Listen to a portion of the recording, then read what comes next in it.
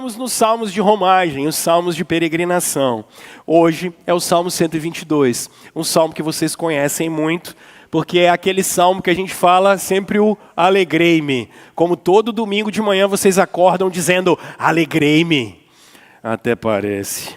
Então vamos lá, Salmo 122, palavra de Deus, irmãos, vai nos dizer o seguinte: alegrei-me com os que me disseram, vamos à casa do Senhor. Nossos pés já se encontram dentro de suas portas, ó Jerusalém.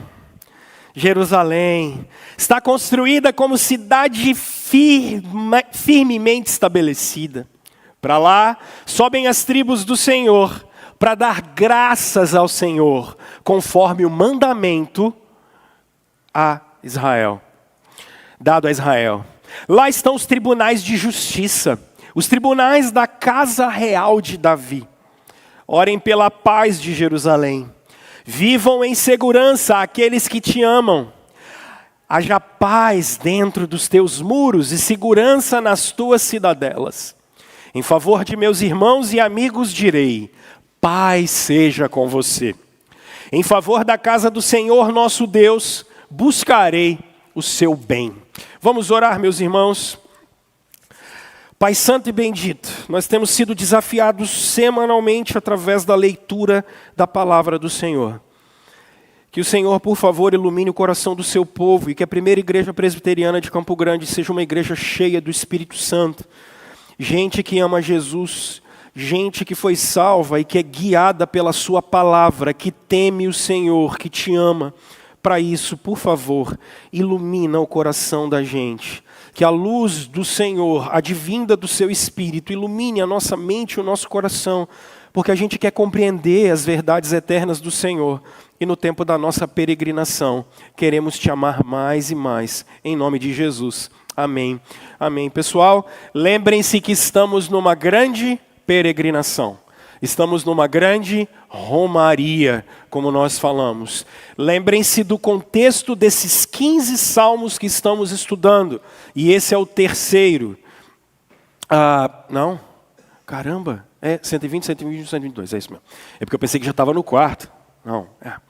Esse já é o terceiro que estamos estudando. Qual é o contexto?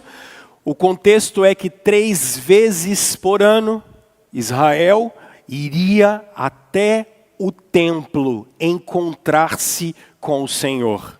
Em pelo menos 3 festas no ano, todo o povo de Israel, inclusive aqueles que estavam fora, em cumprimento ao mandamento dado pelo Senhor, eles iriam até Jerusalém. Qual é a visão? O que são os cânticos de romagem? É um inário. Os cânticos de romagem nada mais são do que um inário. 15 canções que, enquanto o povo de Deus ia se encontrar com ele, no meio da caminhada, eles iam cantando esse inário. Eles cantavam sua história, cantavam a sua espiritualidade, colocavam seu coração para fora em adoração ao Senhor. Bom, e o que isso tem a ver com a gente? Nas palavras do apóstolo Pedro, em 1 de Pedro, capítulo 2, Pedro está dizendo exatamente isso. Como se nós, o Israel do Novo Testamento, a igreja, nós somos peregrinos, que caminhamos não para aquela Jerusalém física. A grande peregrinação que nós vivemos é o nosso dia a dia. E na visão do apóstolo Pedro, nós caminhamos para o encontro final com o Senhor. De sorte que o que a vida de um cristão é? Nós estamos nas estradas da vida, peregrinando até o dia em que adentraremos a Jerusalém celestial. Então, os cânticos de romagem nada mais são do que exercícios espirituais que nos foram deixados por irmãos nossos do passado. Como os nossos irmãos, no período da peregrinação da vida deles, agiam e como nós agimos. E eu me lembro, e vou falar isso até o final, a sua espiritualidade não pode ser uma espiritualidade de turista. Você não pode exercer uma espiritualidade em que você vai à igreja e acha que porque você foi lá um dia, todos os seus problemas estão resolvidos. Não é isso. Não é isso. A nossa vida cristã é uma longa jornada. Não é um dia que a gente vai encontrar com Deus e vai resolver os nossos problemas vão ser resolvidos. Isso é paganismo, gente. Porque há pessoas que estão aqui nesse dia que estão vivendo uma calmaria. A vida está boa. Eu encontrei um amigo essa semana que falou comigo assim: pastor, eu não tenho do que reclamar. Está tudo tão tranquilo. O casamento, graças a Deus, está bem. A minha filha pequena está bem. Eu não tenho o que reclamar do emprego. Está tudo bem. Mas alguns de vocês que estão aqui estão numa outra fase da jornada, dizendo assim: pastor do céu, está tudo revirado. Sobrou nada. Nossa, mas por quê? Porque a vida é assim. A grande questão é, como terminamos a jornada fiéis?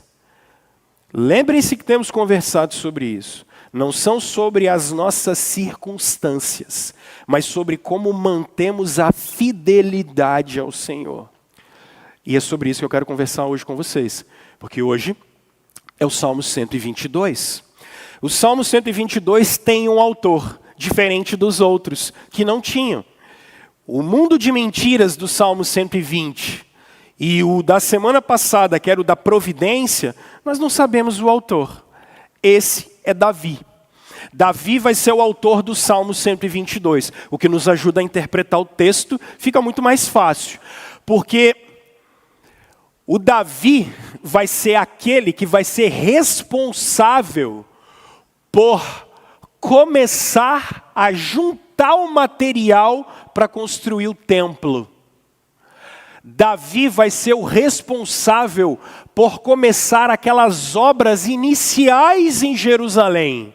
Por isso Jerusalém é chamada de cidade de Davi. Porque é de lá que o rei vai reinar. É lá que o templo vai ser construído. Quando Davi escreve esse salmo, você vai se lembrar que ainda no período de Samuel, a arca da aliança, que era a presença de Deus no meio do povo, tinha sido roubada pelos filisteus. No meio de uma batalha, os filhos de Eli resolvem levar a arca da aliança para frente da batalha. E eles achavam que eles já eram evangélicos naquela época. Porque eles achavam mesmo que por levar a arca da aliança lá na frente do campo de batalha, eles iam vencer a guerra. Moral da história, perder a batalha, morreu todo mundo, ainda roubaram a arca da aliança. A ponto de o sacerdote Eli, quando ouve falar que os filhos morreram, ele até fica tranquilo. Mas quando ele ouve falar que roubaram a arca da aliança, quer dizer que a presença de Deus foi embora. Onde lá no livro de Samuel tem aquela expressão, e acabou, foi-se a glória de Deus. O Senhor abandonou Israel. Isso deixa ele desesperado. Nesse período, um período de sequidão espiritual, Davi sobe ao trono. E é uma obsessão de Davi, não a guerra. A obsessão de Davi não é o reino. Quando você lê 2 Samuel, a obsessão de Davi é quando a arca da aliança vai voltar. A obsessão de Davi é quando a presença de Deus vai estar de novo no meio da gente. Não é difícil aplicar isso. Porque, pessoal, ter emprego é uma coisa muito fácil. Pagar conta é fácil. Fazer tratamento de saúde. Agora, gente, viver sem a presença de Deus dá não. Não dá. Porque passar pela vida só através de materialismo não vale a pena. Lembrem-se do Raul Seixas escrevendo Ouro de Tolo. Essa música é incrível. Quando ele diz que ele conseguiu conquistar tudo tão fácil. E aí ele se pergunta, e daí? Porque viver e conquistar as coisas é fácil. Difícil e impossível é viver sem a presença de Deus. Tanto que quando a arca da aliança volta, Davi faz uma festa. E a festa é tão incrível, e vale a pena vocês lerem Samuel depois. Davi dança e pula e se alegra e o povo todo para, porque o Senhor está de volta. Isso é incrível, gente. Você está na presença de Deus, não tem coisa mais importante para a vida de um discípulo. Pode faltar tudo, menos o Senhor. Esse é o Salmo 122. Porque agora, prestem atenção, a arca está de volta. A presença está de volta. Deus está no meio do seu povo de novo. Ok? A glória de Deus está aqui. Nós podemos nos relacionar com o Senhor. O que Davi escreve? Eu estou alegre. Quando me disseram o quê? Vamos nos encontrar com o Senhor. Esquece a construção templo. Eu não quero isso na sua cabeça hoje. Eu quero que você entenda esse contexto. A arca voltou. A presença voltou. O que é que Davi escreve? Me alegrei, porque me disseram, vamos à casa do Senhor. Agora, olha o pessoal fazendo a romaria para encontrar com o Senhor. Verso 2. Jerusalém. Chegamos. Estamos aqui. Jerusalém, chegamos. Estamos diante de Deus. O verso 2 diz, os nossos pés chegaram diante de você, Jerusalém. Nós já estamos aqui dentro. Nós estamos esperando o momento em que a gente vai se encontrar com o Senhor. Isso aqui é incrível. Agora olha o verso 3, como é que ele diz. Como é que isso começa a fazer sentido para ele. Porque ele diz, Jerusalém, você está construída como uma cidade firmemente estabelecida. Para lá, as tribos sobem, as 12 tribos sobem para dar graças ao Senhor. Por quê? Porque Deus mandou que fosse assim. Lá estão os tribunais de justiça, os tribunais reais da casa de Davi. Aqui tem um negócio que eu preciso explicar para vocês antes de eu continuar. O texto diz, orem pela paz de Jerusalém. Vivam em segurança aqueles que te amam. O que é orar pela paz de Jerusalém? Irmãos, eu tenho orado, porque eu estou querendo, é provável que eu tenho que fazer uma mudança na docência aqui. Deixa eu explicar para vocês. Eu tenho um cronograma de pregação até o final do ano, como eu já expliquei para vocês. Eu não trago nada por acaso. Eu tenho planejado o que eu quero fazer em 24 com vocês. Esse é o meu papel. Só que, por exemplo, eu estou percebendo que vocês sabem muito pouco ou quase nada sobre escatologia. Sobre as coisas do fim. Eu vejo uma doideirada, uma maluquice. Pode ser que eu faça uma série. Eu estou conversando ainda com algumas pessoas, especialmente o pessoal que trabalha com a nossa mídia. Talvez eu faça uma série sobre o fim dos tempos, assim. Porque é uma ignorância muito generalizada, falta muito detalhe. Volta para cá agora. Por que eu estou dizendo isso? Porque vocês pegam essa frase, e aí, por exemplo, agora, judeus estão em guerra com palestinos e iranianos. E aí o pessoal começa a falar que é o fim dos tempos.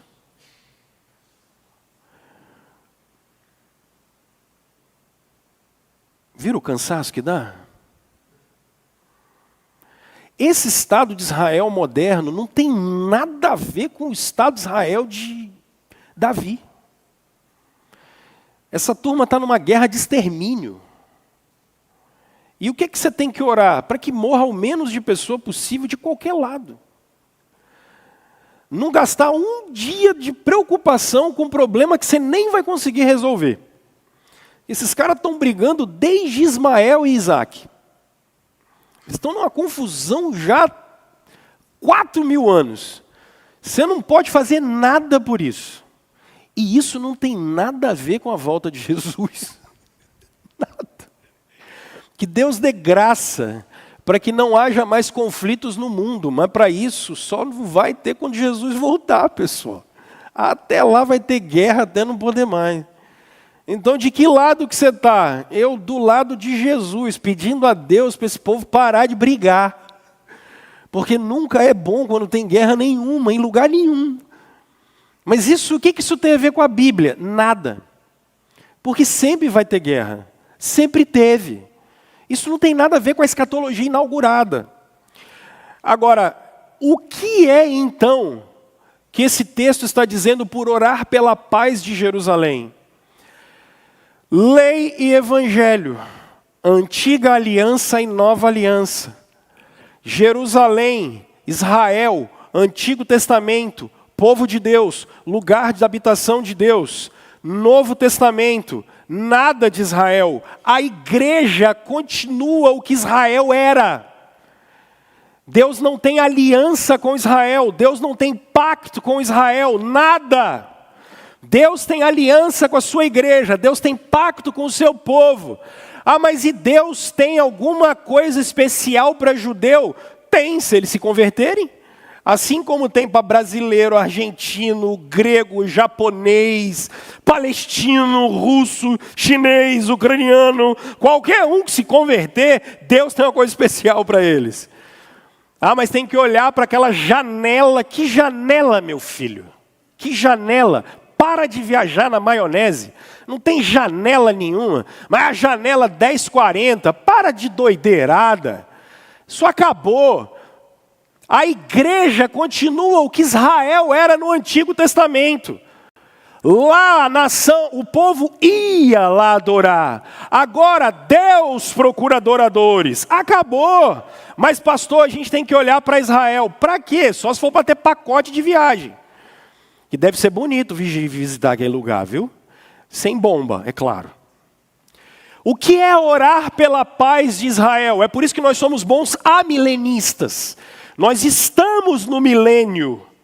Nós já estamos nesse período entre a primeira vinda de Jesus e a segunda vinda dele. Então, o que é orar pela paz de Jerusalém? Hoje, que a igreja de Deus tenha paz. Agora, se você quiser orar para o conflito parar lá, está melhor ainda, né? Chega de guerra, gente. Para de brigar, pelo amor de Deus. Não é para a gente conversar um pouco, não? É isso que esse texto está dizendo. Ok? A igreja continua sendo o que Israel era. Então, orar pela paz de Jerusalém hoje é que a sua igreja tenha paz, Deus. Que o seu povo tenha paz. É isso. Ponto final. Acho que eu vou embora, né? A cabeça de vocês bugou, né? Sabe o que é? Vocês ficam vendo vídeo de internet e não estudam. O problema de vocês é esse. Aí, vocês ouvem do Augustus Nicodemos ao Edir Macedo. Cara, sua cabeça vai dar bug. Vai dar bug. É claro que vai. E é isso que eu quero conversar com vocês hoje. Você parar de ouvir gente doida.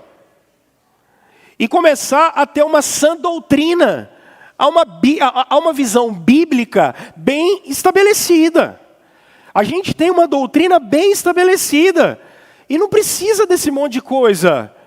Não, é isso. A gente continua, a igreja continua o que Israel era.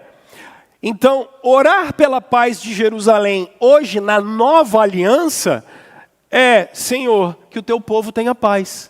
Pronto. E é isso que eu quero conversar com vocês. E percebam, vivam em segurança aqueles que te amam. Depois vocês me mandam as perguntas, que eu sei que são muitas, pelo WhatsApp. Meu gabinete móvel funciona 24 horas por dia. E como diz o meu status lá, está assim, disponível assim que possível. Prometo que respondo a todos assim que der. Se puder, manda o áudio que fica mais fácil. Mas tá bom.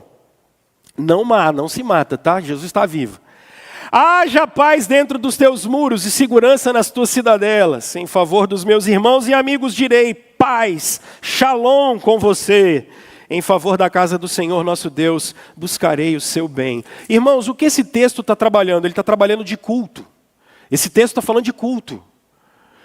Ele está alegre porque ele vai cultuar com os irmãos. Ele está alegre porque ele chegou em Jerusalém para adorar. E aí ele vai dizer como a adoração é regulada, porque ela é mandamento. A adoração não é aquilo que eu sinto, não é aquilo que eu acho, é aquilo que é regulado. É isso que ele está trabalhando dos versos 3, 4 e 5. E do verso 6, 7 e 8 em diante, ele está dizendo qual é o fruto do culto, qual é o fruto daquilo que a gente vê como presença de Deus. Então, deixa eu partir para poder aplicar isso com vocês. Bom, o Eugene Peterson diz o seguinte, que ele depois de 40 anos de pastorado, ele ouviu muito falar, coisa que vocês não falam. Ele ouviu muito falar assim, pastor, eu não vou à igreja não, por quê? Não, porque eu não estou me sentindo bem. Eu não estou sentindo vontade de adorar.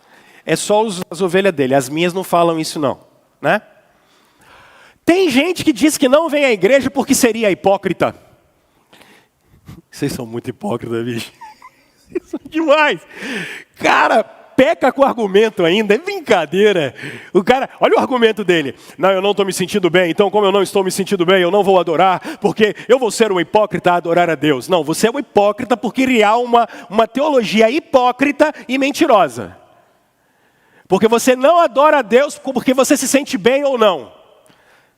Me mostra na sua Bíblia algum dia em que a Bíblia mandou você vir adorar a Deus e estar na comunhão com os irmãos porque você se sentiu bem ou não. Aonde isso está na Bíblia? Aonde isso está na vida cristã? Isso é hipocrisia do século 21. De gente hiperindividualista que acha mesmo que adora porque se sente bem ou não. Você não tem essa autoridade. Isso não foi dado a nós. Você tem o compromisso de adorar. Você tem um mandamento que te manda adorar, e não o seu sentimento. Sentimento é coisa do século 21. A Bíblia nunca mandou você se sentir bem. Porque culto não é para você se sentir bem. Culto é para você adorar. E você não adora quando se sente bem. Você adora porque isso é condição humana. E aí, por fim, ele diz, eu desisti de ficar falando para as pessoas que elas deveriam fazer. E simplesmente eu falei, bom, se um dia você tiver consciência, você adora. Agora, se os católicos têm um papa, eu acho que os evangélicos também têm um papa. E o papa dos evangélicos é o eu. O papa do povo de Deus é o eu. Tudo é sentimento, tudo é emoção, tudo é vontadezinha disso e daquilo. E pouca obediência ao mandamento divino. A gente não cultua porque se sente bem. A gente cultua porque é mandamento. E é isso que esse salmo está dizendo para nós. E aí prestem atenção. Como ele começa, eu te dou 6 lições bem rápidas para que isso aplique na sua vida. 6 lições sobre o culto cristão. 6 lições sobre como é que a comunhão dos santos podem nos abençoar. 6 lições sobre como a gente pode aprender a cultuar, não porque a gente está com vontade, mas porque isso é mandamento. E é isso que o Salmo está dizendo para nós. Então vamos lá. O texto bíblico nos diz, alegrei-me com os que me disseram, vamos à casa do Senhor. Primeiro, gente, culto tem que ser motivo de alegria. Culto é motivo de alegria. Sabe qual é o problema? Você não se prepara para cultuar. O século 21 é disperso, eu tenho falado isso. Por que é que você não se alegra? Porque você não se prepara. Lembrem-se da espiritualidade do Antigo Testamento. O povo ia adorar, e quando dava, chegando a sexta-feira, eles paravam o coração. eles começavam a refletir no que eles iam fazer. E eu vou trabalhar o conteúdo do culto daqui a pouco, no verso 3 em diante. E o fato, agora é isso que eu quero que vocês percebam. Vocês não pararam para pensar ainda no privilégio que vocês têm. Vocês estão aqui, 10:30 da manhã, eu vou terminar o culto meio-dia, uns quebradinhos. Juntem todos os estádios de futebol, vôlei, futebol americano, todo o entretenimento do mundo todo agora. Isso não dá a metade de gente envolvida em cultos dominicais. Não dá. Se você olhar, por exemplo, no Brasil, 90% das pessoas têm uma espiritualidade cristã, por exemplo, entre católicos e evangélicos. Essa gente vai a algum lugar adorar, ok? Por que essas pessoas fazem isso? Por que vocês estão aqui para poder adorar? Porque o coração de vocês foi despertado para amar Deus. Porque quando você está morto, porque quando o pecado tomou conta do coração da gente, a gente nem sabe o que é isso. Quando o pecado tomou conta do coração da gente, chegar diante de Deus não é algo que a gente nem está preocupado com isso. Mas dominicalmente, ao longo da história, homens e mulheres se achegam diante de Deus para poder adorá-lo. Porque a alegria tem que chegar no nosso coração? Porque vocês podem parar aqui hoje. Isso é um reflexo teológico. Eu estava morto, mas agora eu posso ver. Eu não conseguia nem entender a palavra de Deus. Eu não conseguia nem chegar até Ele. Agora, Ele me coloca junto com os meus irmãos, e eu estou diante dEle. Eu estou tendo o privilégio de ativamente entender o que está acontecendo. Antes, quando eu era escravo do pecado, entregava meu corpo, entregava minhas emoções, entregava minhas sensações, tudo, e eu era completamente consumido por tudo isso. Agora, o Senhor me chamou. O Senhor me chamou para, junto com os meus irmãos, estarmos ministrando diante da presença dEle. Isso é culto. É isso que vocês estão fazendo aqui agora. Quando a Ariane estava aqui falando com vocês, e vocês estavam cantando, e eu também, porque também faço parte dessa assembleia, é isso que a gente tem que ter. O culto tem que gerar alegria na gente, porque a gente está chegando na presença de Deus. Qual é a lição que você tem que tirar disso? Pelo amor de Deus, se prepara para cultuar. Deixa as coisas arrumadas sábado à noite. Seja responsável com a adoração. Meninas, separa. Chapinha, fazedor de cacho. Creme, como é que é o nome dos cremes? A Júlia me ensinou um creme ontem que tem que usar creme. Lá, porque o dela é encaracolado. Creme. Qual é a roupa? Separa, meu filho. Separa. Qual vai ser o café da manhã? Separa. Por quê? Porque não adianta. Vai começar 10:30, você acordar 10:29 e falar, ai Jesus. Meu filho, a última coisa que você vai fazer aqui é ter alegria. Até seu coração parar, miserável pecador. Já deu 4:30 da tarde, porque você chegou aqui acelerado. Como é que você vai ter alegria? Você chegou aqui alucinado, bufando.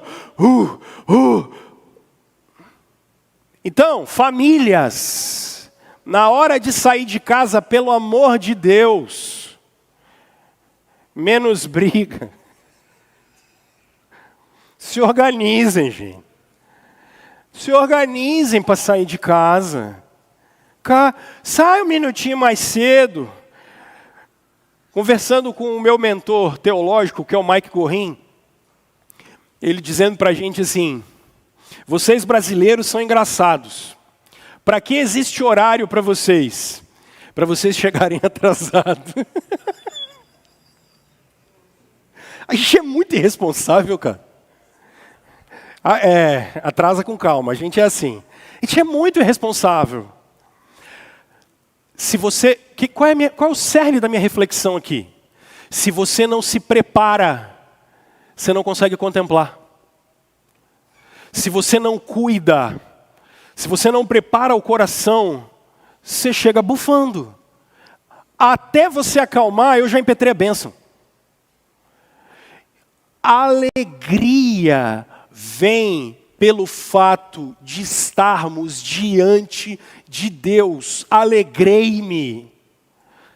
Segundo, Calvino interpreta esse texto, e eu estou usando basicamente o Calvino para interpretar os cânticos de romagem. Quem é o teórico que eu estou usando aqui? Quem é o teólogo que eu estou usando para interpretar os salmos de romagem? João Calvino. Calvino vai dizer uma segunda coisa aqui nesse texto.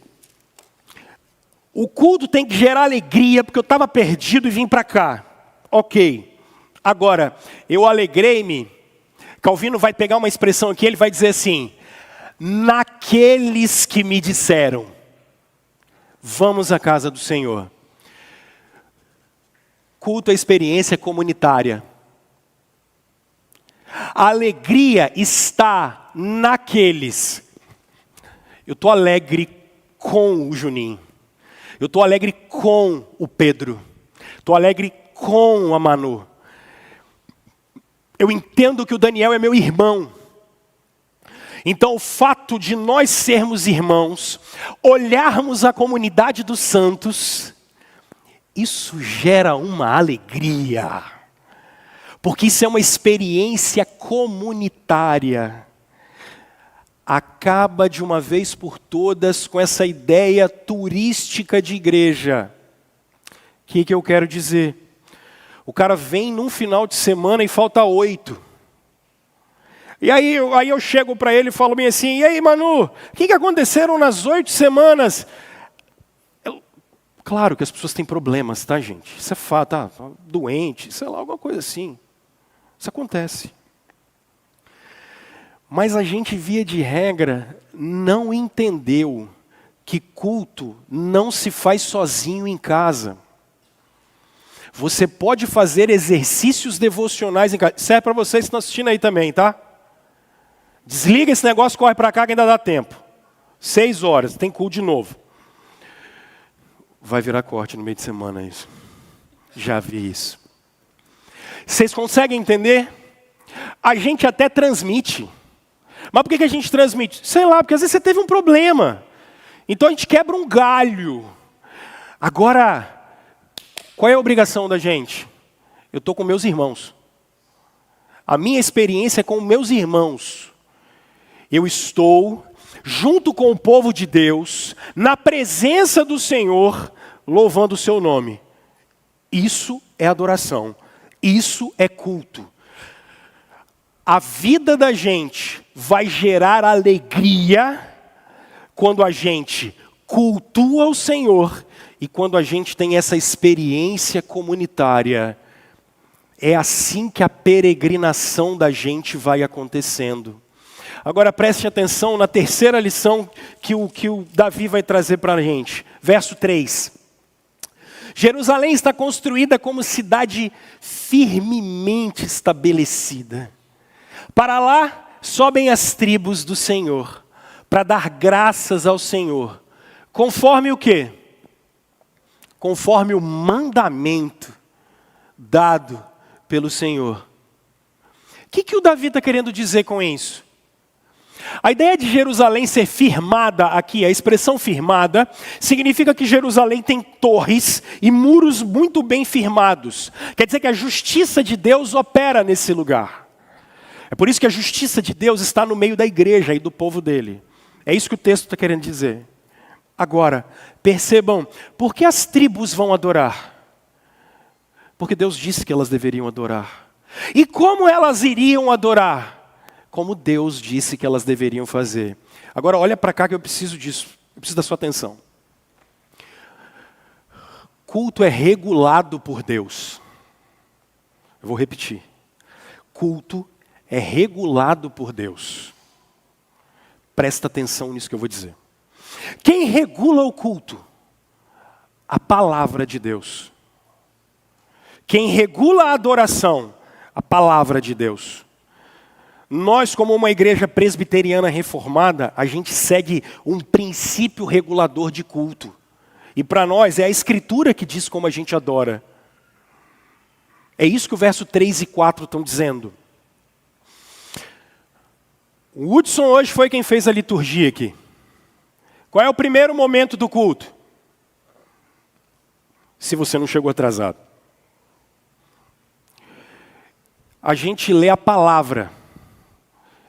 E na hora que a gente lê a palavra, o que a gente está fazendo? Chamando o povo a adorar.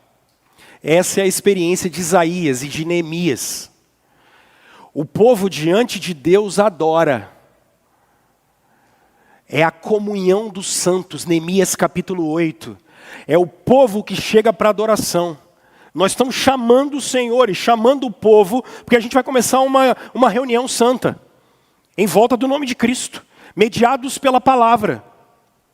Olha o que é culto na perspectiva cristã. Quando todos os homens no Antigo Testamento e no Novo Testamento encontraram com Deus, o que aconteceu? O que aconteceu, gente? Todo mundo caiu com a cabeça em terra. Deus está presente. Quando Deus aparece para Moisés, Moisés desesperou. Quando ele viu a bondade de Deus, o que Moisés fez? Eu sou pecador demais, você vai me matar, você vai me matar, você vai me matar. Porque ele percebeu o pecado dele. Quando Jeremias viu o Senhor, quando todo mundo viu o Senhor, quando eles viram, quando Pedro começou a ver Jesus fazendo aquele monte de milagre, o que Pedro falou? Se afasta de mim. Mas o que Pedro reconheceu? Eu sou homem pecador. João na ilha de Patmos, se você gosta do Novo Testamento, para nós a Bíblia toda é palavra de Deus. Mas ainda tem uns anátemas aí que começam a falar que não, mas isso aí é Antigo Testamento. E daí, meu filho? Com Cristo como foco, a Bíblia toda é palavra de Deus. João está na ilha de Patmos, ele vê o Senhor, o que acontece? Cabeça no chão. Não dá a santidade de Deus. Por isso que a gente para e a gente diz, Senhor, perdoa os pecados da gente. Senhor, a gente quer se arrepender dos nossos pecados. E Deus vem e limpa o seu povo. Só que a gente faz isso de maneira responsiva. Deus fala pela palavra e a gente fala com Ele pela oração. Deus fala pela palavra e a gente responde com a oração. Porque culto é diálogo. É a comunidade da aliança conversando com o seu Deus. E aí o que vocês fazem? Vocês trazem os dízimos e ofertas de vocês para o Senhor, como sempre foi feito. Vocês consagram a vida de vocês a Deus. E depois, o que o povo faz? Louva. Porque sempre é assim. Quando Deus manifesta o seu poder, o que o povo faz? Louva. E agora, olha o momento de culto que vocês estão. O que está acontecendo agora? Deus está falando com vocês. Porque a palavra está chegando para vocês. Deus está falando com vocês. E no final, como é que vocês vão embora? O Senhor te abençoe e te guarde. Vocês vão embora naquela visão reformada de Lucas capítulo 24. Quando Jesus sobe aos céus, Ele está impetrando a bênção sobre o povo. Para que vocês peguem tudo que vocês viveram aqui, de contemplação da glória de Deus, de arrependimento, consagração da vida, educação do coração na palavra, vocês saiam daqui e sejam sal da terra e luz do mundo debaixo da bênção de Deus. Isso é culto na perspectiva cristã. Tudo isso aqui é pensado. Aí vocês entendem por que a gente não cede à moda de ficar botando parede preta e luz preta e fumaça. Porque não é isso. 20 anos atrás, tinha uma moda na igreja evangélica brasileira. Sabe qual era? Ficava um pianinho e alguém tocava e louvor demorava 2 horas e 45 minutos. E era aquele negócio e tinha que chorar e cair no espírito. Acabou. Graças a Deus. Aí agora começou uma outra. Aí agora é por causa da luz e da foto e da internet. As igrejas viraram boate, cara. E aí é um show do YouTube toda semana. Por quê? Porque é aquela guitarra. Meu Deus, aquilo não acaba jamais. E os crentes falam assim, é uma bênção. Quanto tempo vai durar essa moda? 10 anos. Aí acaba. Aí vocês vão fazer o quê? A gente não segue moda. Esqueçam isso. Vocês seguem Cristo pela palavra. E se a gente for reformar o templo e a partir de agora a gente for se reunir pelo próximo ano no Parque da Biquinha, enquanto não tem isso aqui, vocês vão parar de adorar? Porque não tem luz preta, porque não tem não sei o quê? Não faz sentido. Porque isso é regulado pela palavra. Você está no culto, ele é regulado pela palavra de Deus. E não pela sua emoção, não pela sua sensação. Nós adoramos como temos que adorar. E é a palavra que diz isso para nós. Isso é cultuar. Então qual música que a gente canta, a gente tem que parar. Aí olha só, aqui é onde eu vou gastar mais tempo. Porque eu cresci na igreja, eu estou com 40 anos, e aí eu sempre ouvia os pais muito preocupados assim, mas a igreja tem que se atualizar, porque senão os jovens vão embora. Uou! Qual é o problema do jovem cantar um hino? Ele canta um hino porque ele se sente bem? Ou ele canta um hino porque isso é bíblico? Porque ele teve uma experiência com Jesus? Eu não estou dizendo que nós vamos virar uma igreja dessas aí. Eu não vou pregar de toga, esquece isso. Isso não vai acontecer. O que eu estou querendo dizer para vocês é assim. É a Bíblia que vai guiar a gente. E parar de modismo. 10 anos, 20 anos, 30 anos, o que vocês fazem? A mesma coisa, até Jesus voltar. Pode pintar de outro jeito, botar o ar mais quente, mais frio. Ok, mas e o conteúdo? É o mesmo. Não, mas e o jovem? O jovem que se vire, porque não tem esse negócio. O jovem que entenda que daqui a pouco ele vai virar velho.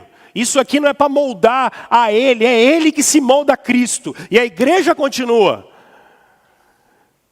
Senão a gente começa a ceder. E aí daqui a pouco isso aqui virou um picadeiro. Eu não sou palhaço. E ninguém que estiver aqui pregando é palhaço. A gente tem uma seriedade com a palavra de Deus. E a criança, ela vai ter seriedade com a palavra de Deus. Porque agora vem a quarta lição. Olha o verso 5, que ele... Vocês estão assustados? Eu estou pistola hoje? Tá. Lá estão os tribunais de justiça, os tribunais da casa real de Davi. Sabe o que é a palavra tribunal e justiça aqui? É o lugar o qual... Essa aqui é a expressão hebraica aqui. O lugar o qual Deus fala e há transformação. Culto é para você ser transformado. O tempo da adoração é o lugar para você ser transformado. Vai ter dia, como eu falei semana passada, eu queria te dar um abraço, porque meu coração estava aqui, eu estava sentindo a dor de vocês. E para eu pregar é dificílimo, porque eu sofro a semana inteira. E olhando um salmo daquele como da semana passada, quando o salmista está sofrendo pra caramba, eu queria dar um abraço em vocês, porque eu sei do sofrimento de vocês. Porque eu também sofro muito. Ok? Só que na hora da gente encontrar com o Senhor, Ele está preocupado com o nosso sofrimento? Claro que está. Mas o Senhor está mais preocupado com a nossa transformação. Aqui, os tribunais e o juízo de Deus é: o que Deus fala te muda. Quando Deus encosta em você, você é transformado. Então, quando você está no momento de louvor e adoração, você pode até achar que o céu está chegando na terra, a terra está chegando no céu. Ok, isso é tudo bem, é uma imagem que você constrói. Mas mais do que isso, o que a gente canta? A gente canta a palavra. Porque quando a palavra chega em você, Deus fala e te transforma. Quando a gente ora, a gente entende que as nossas orações têm por baixo delas a palavra. É ela que guia a nossa oração. Então, quando você ora, a gente entende que a graça de Deus encosta em você e você é transformado. E quando a gente está lendo a Bíblia juntos, e vocês vão perceber, todas essas liturgias, eu já fiz elas em novembro do ano passado. O que vocês vão ler até 31 de dezembro já está pronto até o final do ano. E vocês vão perceber que eu botei várias grandes porções da Bíblia para a gente ler no culto. Isso é intencional da minha parte. Porque eu quero que vocês tenham contato com a palavra de Deus enquanto a gente está no culto. Por quê? Porque quando você lê a palavra, o Espírito costa em você. É o poder de Deus que vem, a palavra não tem nada nela. É o Espírito que age por ela. E Ele diz que age por ela. Enquanto eu estou falando aqui, eu estou expondo um salmo. E você vai chegar em casa e vai olhar esse salmo de novo e falar, uau, é isso. Então quando você sair daqui, tudo que você viveu, não é a sua emoção, filho.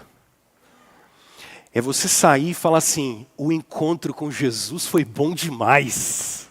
Ele falou com a gente hoje. Não sou eu, esquece meu nome, esquece que eu existo. Vou morrer, nem vou ficar nessa terra. A gente vai se encontrar do outro lado da eternidade. Esquece aqui o Arthur, o Jader que pregam no meu lugar. Esquece a gente. Quando você sair daqui, não é se o louvor foi bonito. Nossa, fulano tem uma voz tão linda. Esquece. O encontro com Jesus foi gostoso demais. A presença de Deus é boa demais. A palavra de Deus é boa demais. Isso é cultuar, gente. Isso é cultuar. Quinto, eu tenho que acabar. Transformação. Ah, não, já falei da transformação. Então é o sexto. Porque aqui é essa parte final mesmo. Orem pela paz de Jerusalém. Já expliquei, né? Então vocês param de ficar vendo jornal, larga aquele troço para lá e ora para Deus dar paz para todo mundo. Tá? E não fica gastando energia com esses negócios, não. Por quê? Você fica preocupado com a guerra em Gaza e esquece que sua mulher, no caso, está precisando de um pão. Esquece de levar uma flor, uma rosa. Esquece de balançar. Ele está preocupado com a Ucrânia e ele esqueceu que o filho dele só quer balançar. Um dia desses, essa semana, a gente está lá em casa aí. Cadê Madalena? Cadê Madalena? Madalena sumiu. Aí lá do fosso a gente ouve uma voz. Mamãe! Aí eu saio desesperado, aí chego na escada, está Madalena, Sueli. Balançar. Ela fugiu, foi para o terraço que tem um balanço para ela. Agora imagina se eu estou preocupado com a Ucrânia. Eu esqueço de balançar minha filha. É ruim, hein? Que Deus dê graça para os ucranianos e abençoe esse povo para eles terem paz. E que todos tenham paz. Eu só consigo balançar minha filha. Não consigo mais resolver nada. Não consigo, não vai. Nem um foguete sai da minha mão. O máximo é Madalena. Bora. Orem pela paz de Jerusalém, não é? Agora olha que coisa curiosa. Tem duas palavras aqui que são incríveis. A primeira, prosperidade. E a segunda, paz. Olha o que o texto bíblico quer dizer. Vivam em segurança aqueles que te amam. Haja paz. A ideia de paz aqui é shalom. Dentro dos teus muros. E segurança. O que a palavra segurança é? Deixa eu terminar de ler. Nas tuas cidadelas. Em favor dos meus irmãos e amigos direi, paz seja com você. Em favor da casa do Senhor nosso Deus buscarei o seu bem. Olha o que o salmista quer dizer aqui. O salmista está preocupado em que haja segurança e paz. Prosperidade e paz. Quando eu falo prosperidade, vocês pensam em dinheiro. Não é isso que o texto quer dizer. Tomou café da manhã hoje? Tomou. Você comeu o primeiro pão. Pão vem com o quê? Manteiga? Vem com o quê? Com ovo. Pão com ovo é espetacular. Pão com manteiga e ovo. Eu ouvi falar de um queijo aí? Pão com manteiga, ovo e queijo. Quente, Roberto? Quente? Melhor, né? Na chapa? Na chapa? Bom, beleza. Ouvi falar de um café sem açúcar ou com? Com? Sem. Eu estou na época do 100. Marcão, 100. Claro, 100. Paula. Chupetinha fervida é assim mesmo. Açúcar. Você sentou, tomou um café, pão, com manteiga, ovo, queijo quente, aquele café sem açúcar. Quando você terminou, não tem aquela vontade de comer o segundo? Não é assim? Isso é prosperidade aqui. Você tem o suficiente, mas ainda tem aquela vontade. Sabe aquele passa-mel na minha boca? Que dá aquela vontade de comer doce? E é o suficiente que a gente tem. Olha o que o salmista está dizendo. Tu vai sair daqui hoje. E o objetivo é, depois do encontro consciente que você teve com Jesus, você sai daqui dizendo assim, Senhor, estou saciado. Os luteranos e anglicanos terminam o culto cantando Nunc Dimittis, que é o cântico de Simeão, quando ele pega Jesus no colo, no templo. Sabe como eles terminam o culto? Senhor, agora despedes em paz o teu servo, porque os meus olhos viram a tua salvação, a qual preparaste perante a face de todos os povos, luz para iluminar as gentes e para a glória do teu povo Israel. Eles terminam o culto assim. Olha que grandiosidade. Vocês vieram se encontrar com o Senhor. Vocês têm que sair daqui dizendo, uau, encontramos com Jesus. A gente estava na presença do Pai, do Filho e do Espírito Santo. Deus falou com a gente. Eu vi isso com os meus irmãos, porque eu vi isso na vida dos meus irmãos. Gente, isso aqui é a experiência da vida da gente. Agora, sabe o que é shalom? Shalom é paz, mas é uma paz diferente. Para Israel, no Antigo Testamento, shalom não é ausência de problema. Porque Deus disse que eles teriam problema, inclusive na Babilônia, mas lá era lugar de paz. Porque para Deus, paz não é ausência de problema. Paz é independente da situação, você sabe em quem você tem crido. E aí, em todas as áreas da sua vida, na saúde, na família, no trabalho, você está dizendo assim, eu tenho paz porque eu sei quem está cuidando de mim. Culto vai muito além do domingo, porque o que você leva daqui é prosperidade e paz. Pelo amor de Deus, gente. Você está louco? Você não veio aqui à toa. Tu veio se encontrar com o Senhor. Você veio ver Jesus. Você está vendo Cristo aqui com a gente. Agora olha que coisa curiosa para eu acabar, podem vir cantar. Deu a hora. Quando a gente termina com a ceia, isso é mais bonito ainda. Porque quando a gente termina com a ceia, você vê o teatro da glória de Deus. Você vê o teatro da glória de Deus. Você vê, lembra de Hebreus capítulo 9. Jesus Cristo foi crucificado uma vez só. E não vai ser de novo.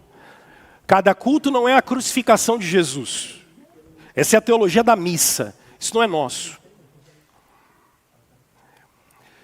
A gente tem o privilégio de pelo menos uma vez por mês. Calvino fazia toda semana em Genebra isso. A gente tem o privilégio de ver Cristo crucificado, simbolicamente, na nossa frente. E aí quando a gente come do pão e a gente bebe o cálice, a gente está entendendo que a gente é a comunidade, é o povo de Deus. Pessoal, eu quero terminar, e a minha conclusão é assim, ó. Número 1. Não deixa de frequentar a comunhão dos santos, porque você está com vontade ou não. Por favor. Por quê? Porque o que você leva do momento de adoração é prosperidade e paz. Você vem se encontrar com o Senhor. E quando você se encontra com o Senhor, você leva prosperidade e paz. Aquele desejo de quero mais. E paz, porque o Senhor está com vocês. Segundo, que aí eu termino desafiando vocês. Jesus não chamou pessoas para serem pastoreadas. Vocês já pararam para pensar nisso? Ao longo da minha caminhada cristã, eu ouço pessoas, e não tem problema isso, dizerem assim: nós precisamos de cuidado, a gente precisa de cuidado, a gente quer ser pastoreado. Eu entendo, e é verdade. Eu concordo com isso. Existe espaço para isso, é fato. Mas olha para cá. Jesus chamou pastores. Todos vocês. Todos vocês. Jesus chamou gente para se tornar pastores. Não estou dizendo de cargo, ofício, investidura, que é o meu caso. Jesus chamou gente que vai cuidar de gente. É claro que há momentos da vida que a gente precisa de cuidado. Eu preciso disso o tempo todo. Estou dizendo isso. Vocês foram chamados para ser treinados para cuidar de gente. Tem gente que está há 5 anos, 10 anos, 15 anos, 20 anos na igreja dizendo: nós precisamos ser pastoreados. Aonde vocês leram isso na Bíblia? Não existe isso. Porque aqui, enquanto adoramos, vocês são treinados como pastores do único pastor das nossas almas.